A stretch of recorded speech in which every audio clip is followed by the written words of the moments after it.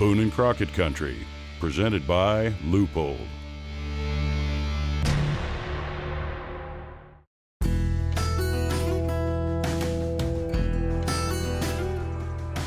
New data released by the National Sporting Goods Association reveals that more women took up hunting and shooting this past year than men.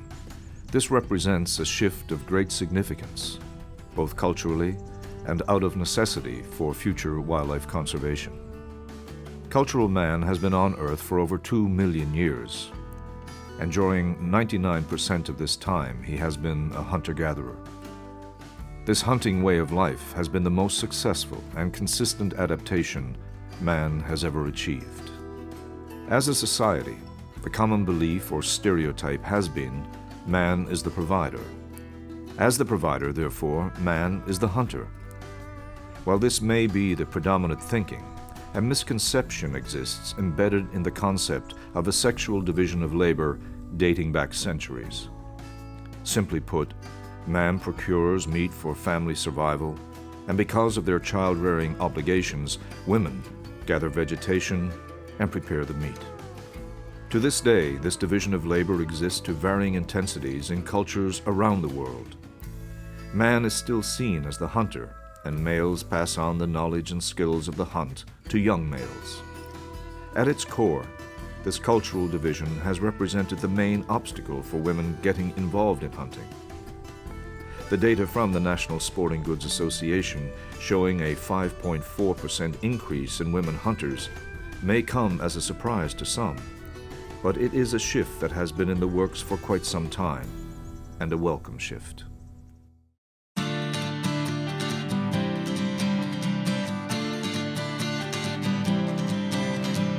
Cindy Flanigan is a female hunter. Her work responsibilities as National Sales Manager for America's optics maker Leupold & Stevens has furthered her passion for the hunt.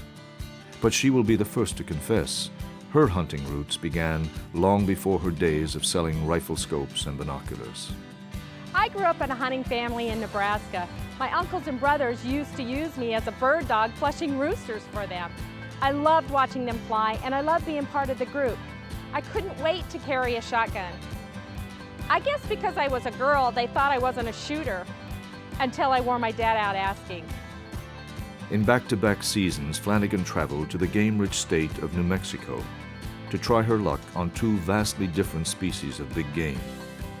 In 2008, the National Rifle Association's Whittington Center near Raton, New Mexico, was her choice to try and best one of North America's ultimate spot-and-stalk game animals, the pronghorn antelope. New Mexico is blessed with vast tracts of habitat found suitable for pronghorn, and their need for wide open sage and grasslands sprinkled with just enough surface water to make a living. With quality habitat and healthy populations also comes trophy opportunity. The state of New Mexico ranks second only to Wyoming in total record book pronghorn entries. Within the historical list, New Mexico is also well represented with 4 of the top 25 pronghorn trophies of all time, the largest ranking number 9 with a final Boone and Crockett score of 92 6/8 inches. For Flanigan and her guide, Wayne Armacost, a record-class pronghorn was less the goal than the fair chase taking of a mature buck. In antelope hunting, maybe more so than for any other big game species, the pursuit is the hunt. Opportunity will come, which is why this brand of Western adventure is ideally suited to young hunters or those just getting started later in life. Boone and Crockett Country is in partnership with the Wild Sheep Foundation, putting and keeping sheep on the mountain. Remington Arms and Ammunition, welcome to Remington Country. And the Dallas Safari Club, promoting conservation and ethical hunting worldwide.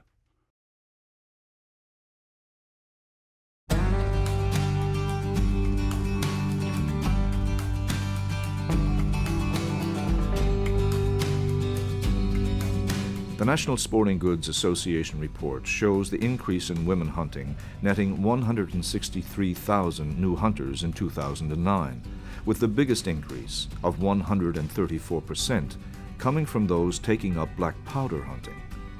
30% of women started bow hunting, and 3.5% took up hunting with a firearm.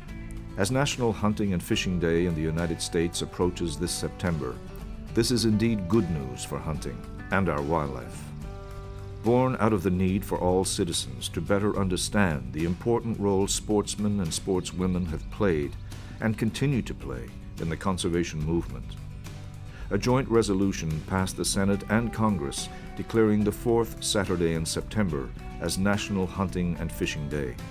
On May 2, 1972, President Nixon signed the first proclamation, writing, "I urge all citizens to join with outdoor sportsmen in the wise use of our natural resources and in ensuring their proper management for future generations." By that summer, all 50 governors and over 600 mayors joined in by proclaiming state and local versions of National Hunting and Fishing Day, giving more than 4 million Americans the chance to experience, understand, and appreciate traditional outdoor sports, that which sportsmen have known for generations. A byproduct of National Hunting and Fishing Day is a tear down of the wall created by the sexual division of labor, exposing more women to the outdoors. For Flanigan, her path in this appreciation for hunting, wildlife, and the outdoors was archetypical, hence the need for such a special day. Unlike the majority today, male or female, she grew up in a hunting family. I was one of the lucky ones. I think National Hunting and Fishing Day is a great idea. I support anything that gets more people out in the woods appreciating the opportunities of this country, especially more women.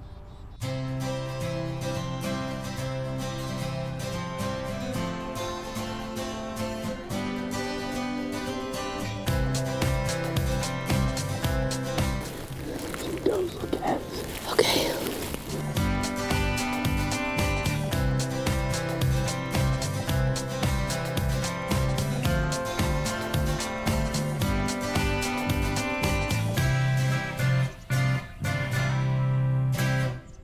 After a day and a half on Whittington and the normal zigs and zags that is antelope hunting, her opportunity did materialize.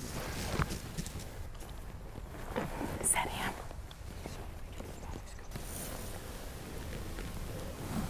All right, he's got his head down. Okay. And I want you to kind of walk right behind me. Okay. This is just gonna break up our silhouette. Okay. Tell me when. All right, you ready? Yep.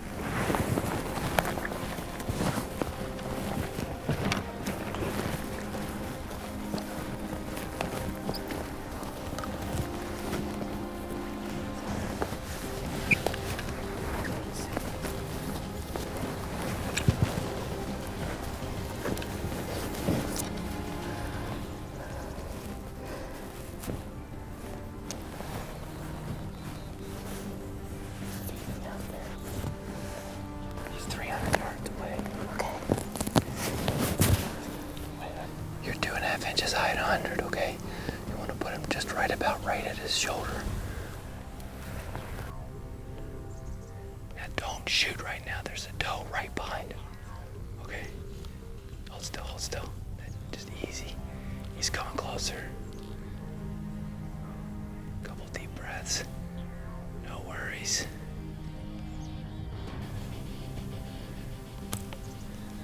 Okay, hold still. He's not brought. He's closer than 300 now. He's about 250. Oh, he's coming in closer. He's moving to the left. He's moving to the left. Let's move. Scoot just a little bit. Scoot just a little bit. Okay, you're doing good. You're doing good. He's gonna come closer. He's gonna keep circling.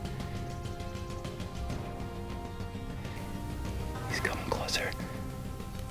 He's not broadside. He's looking right at it. Do you have a steady hold? It's a dead on shot. He's looking right at us. Wait for him to turn. Just a little bit. Okay, 120 yards. Do you have a steady rest?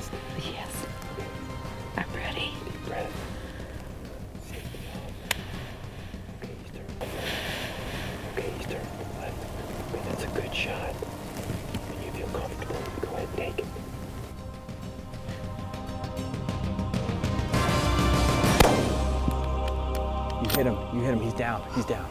He's down. Okay. All right. Put another round in the chamber. Finger off the trigger. Okay. And we got to walk up. Good shot. Mosquitoes. You hit him hard. You hit him hard. Good job. Now. Okay. That's when the shaking starts. I know. You okay? Yeah. Yeah. That was a fantastic shot. Thanks. You hit him hard. So exciting after hunting so hard for him for the last, day and a half? I know. Oh. You thumped him hard. That was a great shot. When you get over here on your right, I'm just gonna touch his eye. If there's any life left. No, he's dead. Okay, Great. good. Come on in here. Let's Awesome. get this perfect. Look at the cheaters. This is the guy we've been watching for 2 days. Oh, he's awesome. Every antelope I've ever had a pleasure of taking has been unique in its own way. This one especially unique, with all of the kickers and the pointers and the deep curl here, and he's just a beautiful mature buck, and Yeah, it was a lot of fun. He really is, and you know, we had a good stalk on him today. You made a great shot, excellent shot. Thank you. Really good job. Good, thank you, Yeah. thank you. Thanks again for inviting me out here to shoot. I had a great time. My pleasure. With a taste of New Mexico hunting still sweet, Flanigan decided that at her earliest opportunity she would be back to try her hand at a larger, more difficult resident of the higher country within the borders of the NRA lands. An elk hunt was on tap for 2009.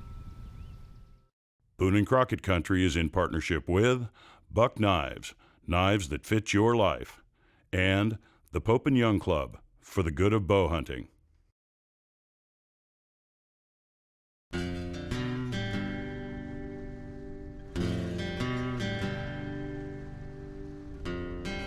The contrast between pronghorn and elk hunting couldn't be greater. Although elk are descendants of prairie living, they have adapted well to the steeper, more timbered slopes across the west. A post-rut elk hunt is also a spot and stalk affair, but the similarities end there, as Flanigan would learn. She was able to team back up with Armacost for her mid-November elk hunt, which left the easy walking flatland behind, and along with it, the mild September temperatures of antelope season. Gear is heavier, clothing is heavier, and traction questionable for elk hunting.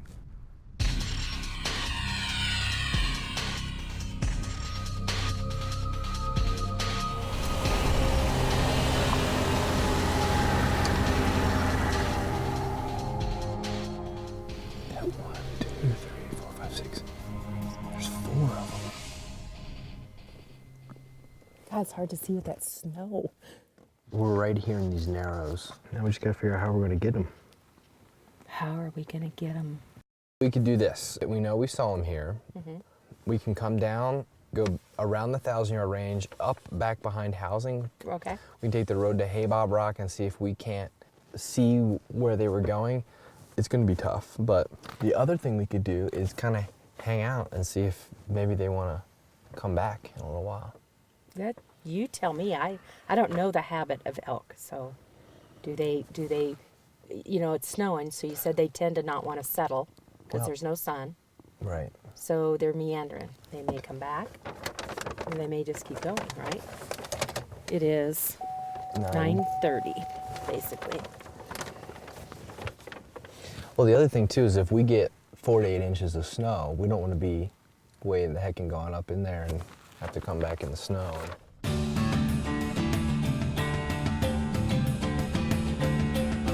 There are two ways to gain elevation on the Whittington Center: by vehicle where roads exist, or afoot.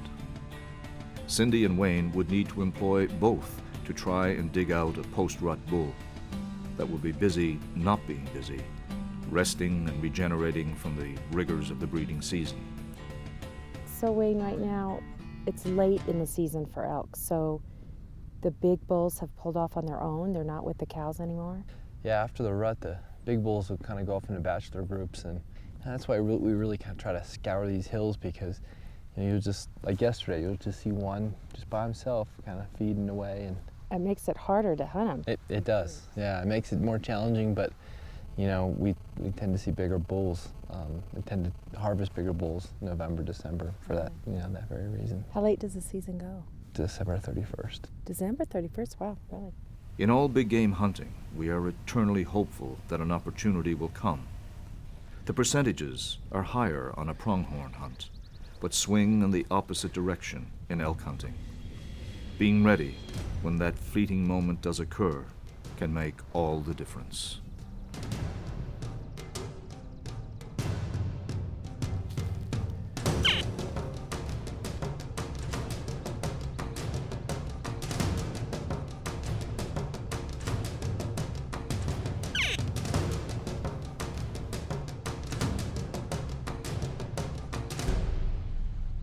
How far was that? 190 yards. Oh, I could have taken that. I could have easily, and he stood there long enough. I just didn't think he was close enough to shoot. And he was standing broadside too. It would have been perfect. Now I'm mad at myself for not being ready. What I like about hunting, other than just being outside, is just the calmness and the stillness of nature and how interesting animals behave. You can't figure them out at all. I like knowing that this is how we came about. This is how our ancestors lived, by hunting. I like the hunt. It's never always about the kill, it's about the hunt. But for me, it's all about the memories, and that's what goes down in the record book. And I think this has been a really fun and good hunt. Even though I didn't get an elk, just trying and being there and seeing the country and the wildlife is something that I wouldn't give up for anything. Next year I'm going back, but this time during the rut. Watching the bulls bugle and go about their business is a thrill. Maybe I'll get lucky.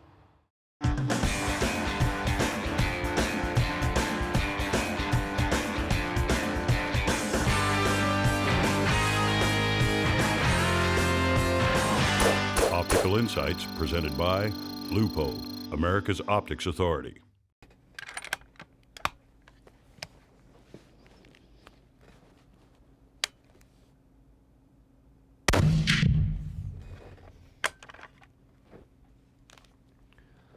A proper zero is absolutely critical to success in the field, but sighting in can be a lengthy and expensive process. Hi, I'm Tim Lesser. Here's a valuable tip. The one-shot sight-in method can save a lot of time, frustration, and ammunition.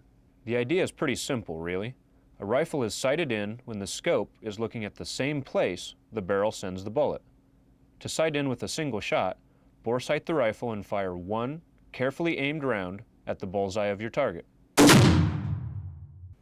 Using sandbags or a vise to steady the rifle, align your crosshair with the bullseye, ensuring the rifle is pointed exactly as it was when you fired. Now simply look through the scope and turn the adjustments until the crosshair covers the bullet hole made by your shot.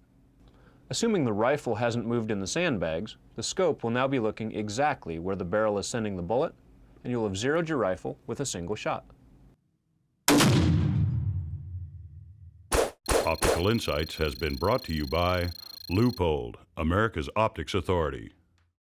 Boone and Crockett Country has been brought to you by Leupold, America's Optics Authority, and the Boone and Crockett Club, fair chase and conservation since 1887.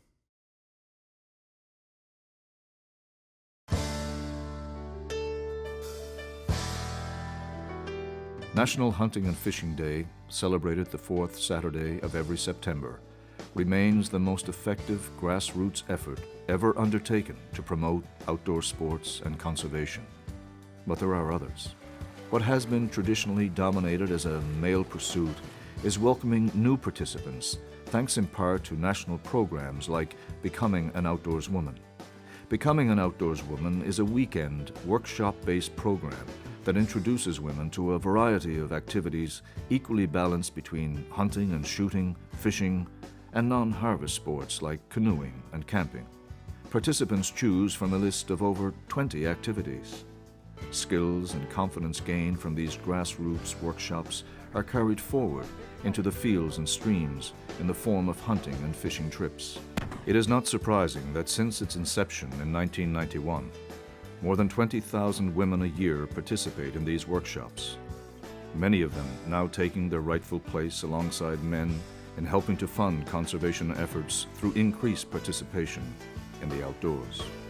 This past year, 163,000 sportswomen have been added to the ranks of hunter conservationists. Hopefully, this trend will continue. If the challenges that our game and our fish face in the decades to come are going to be met head-on, if the North American model of wildlife conservation is going to survive, it will take more sportsmen in the field, young, old, male and female. Closed captioning provided by the Dallas Safari Club, promoting conservation and ethical hunting worldwide.